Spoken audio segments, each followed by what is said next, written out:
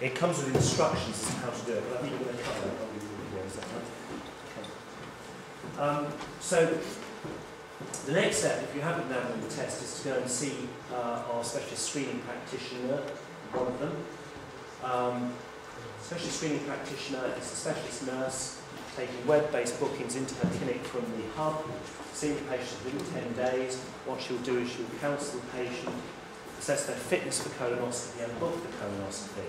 She'll also support the person throughout their journey, so if there are any anxieties along the way, provides a piece of continuity so that the patient feels supported through the journey. After the colonoscopy, she will also ring the patient up, make sure they're okay, and if there's any samples that need to be reviewed with the patient, then she will contact them either by phone or bring them back to the clinic to discuss that result. Colonoscopy will then happen within two weeks of seeing the specialist screening practitioner. So these are all set targets. We're not allowed to breach them. So the waiting list, you're not going to be kept waiting ages. It all happens very quickly.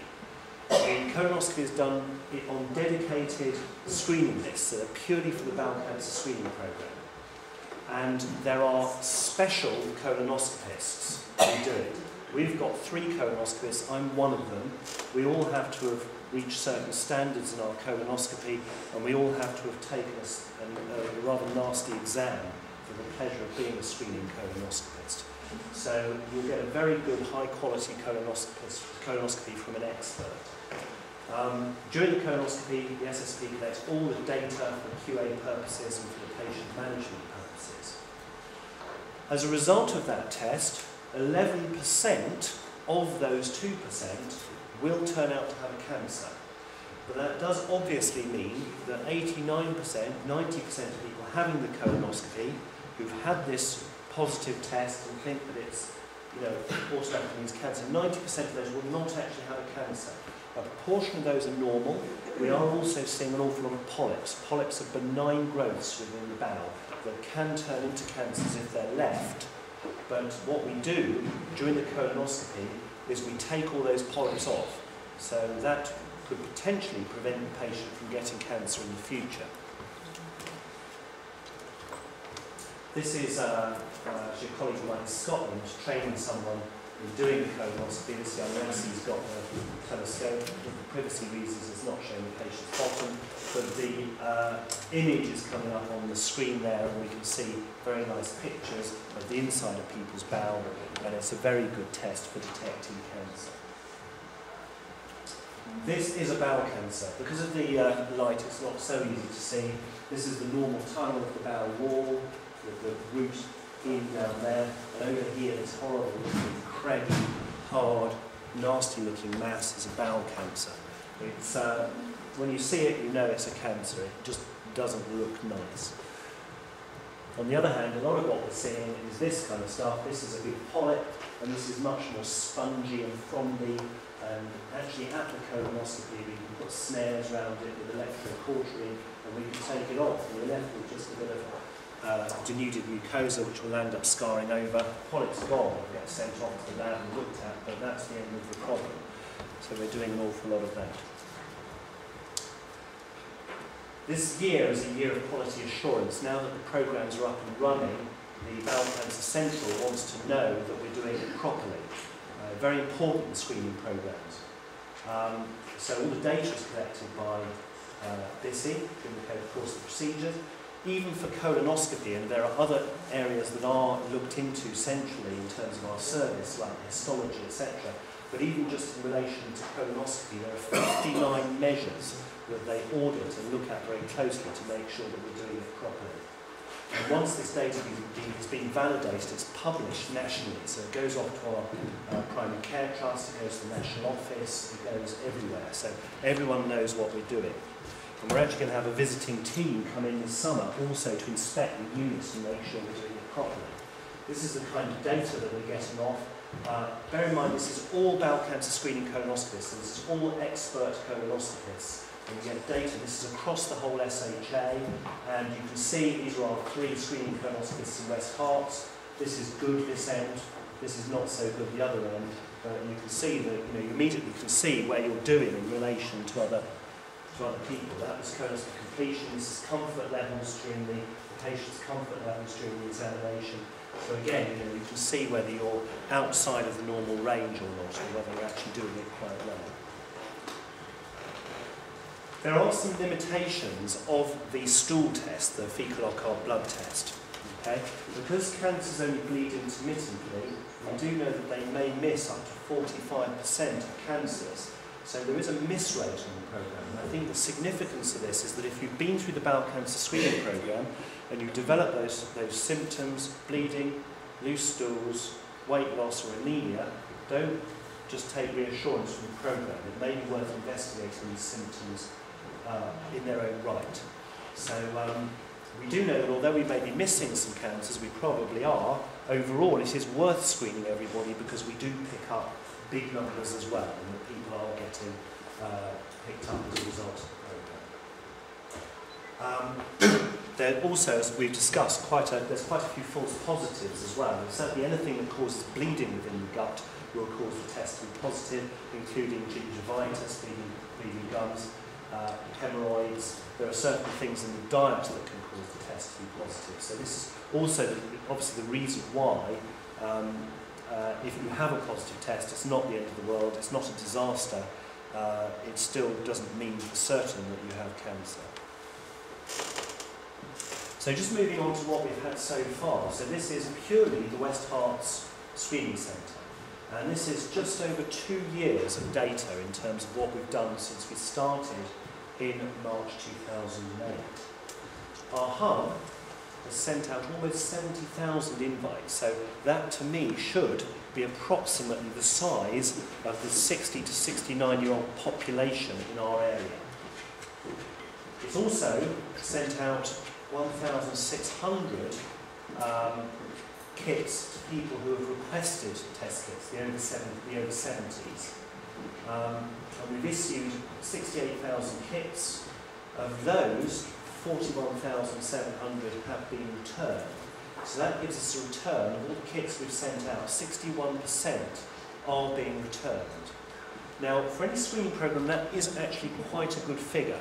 You have to bear in mind that people are tremendously variable. Some people don't want to have anything to do with it. Others, are too busy or have other health concerns or whatever. So 61% is good, but nonetheless, we would like to see that figure higher. The more people we can get to return their kits, the more people we can help with this programme and the more lives we can save. So hence, really part of the reason for raising awareness of the programme in meetings such as this. So of those 41,000 kits returned, 816 have come back abnormal. And that, interestingly, is bang on the 2% figure that was suggested from the pilots, the 2% figure we expect to have come back abnormal. So as a result of that, we've so far done 679 colonoscopies. We've picked up 63 cancers.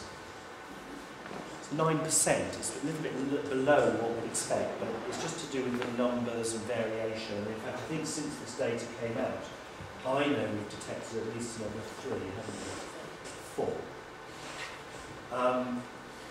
We've also found an awful lot of polyps, so that's 343 people with polyps. That's 50% of the people with abnormal test kits who have polyps.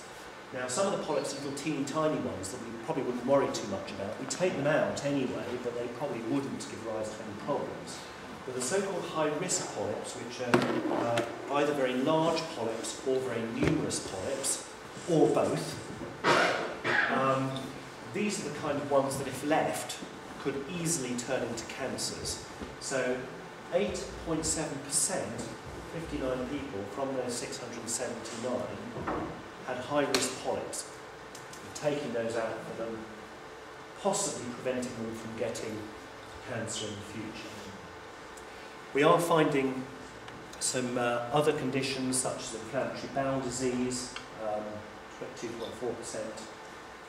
And what's that at the bottom? Normal, 38%. So even if you have a positive test kit and locally in our centre, the chances are 38% chance that you actually have a completely normal colonoscopy. This is quite important data, because I did allude earlier to the fact that if you get picked up on the screening programme rather than when you have symptoms, you're likely to have your cancer picked up at an earlier stage. And I think this is exactly what we're finding here. We've got an awful lot of polyp cancers. They're even, sometimes we can just take those out endoscopically. The patient doesn't even need surgery. We would have hoped to have rather more Dukes A cancers, the truth be known, but that's probably just to do with numbers and luck, and maybe those figures will pan out later. So compared with the pilot, we've got rather more polyp cancers rather than more Dukes B cancers, but still we're finding that 72% of our cancers that we're picking up are Dukes B or below. And anything that's Dukes B or below should be very, very curable with surgery. Excuse me, just the end of the cold.